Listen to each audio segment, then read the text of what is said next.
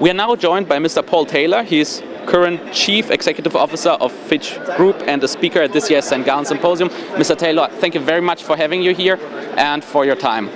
Your session at this year's St. Gallen Symposium is entitled Living with the Crisis in Financial Markets, What Lessons Have Been Learned? In a nutshell, what is the main message of your session?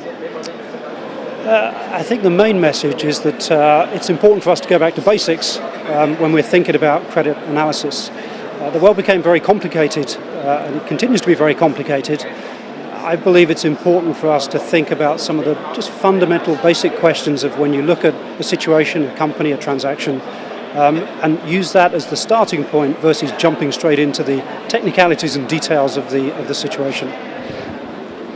Are rating agencies actually the best way of assessing risks within a market?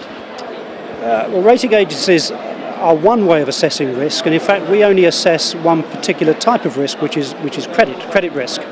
So if you're investing in a security, there are many other things you need to think about. You need to think about liquidity risk or pricing risk, or does a security fit in your portfolio.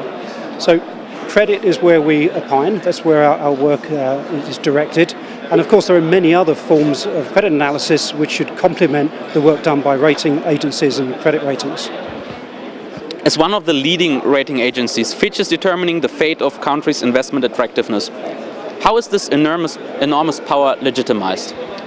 So I think the power is overstated by much of the media and also by maybe some of the political classes. As I mentioned in my previous comment, we're just one source of information that market participants can use.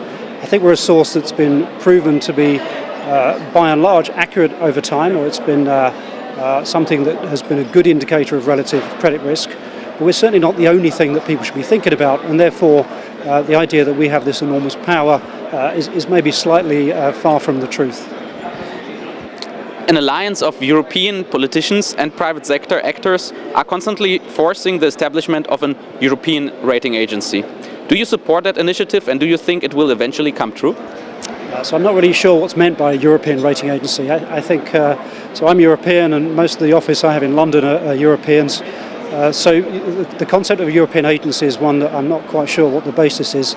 It's very important that you have international coverage. It's important that you can translate your work and deliver it to players around the world in capital markets. The capital markets are a global market now.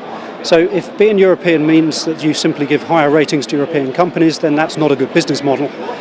If it's a new player that has the credibility and is willing to put the time and effort into establishing a robust set of analysis and ratings, then I have no problem at all with that kind of player being established and appearing within the European scene. Mr. Taylor, thank you very much for your time and enjoy your stay here at the St. Gallen Symposium. Thank you.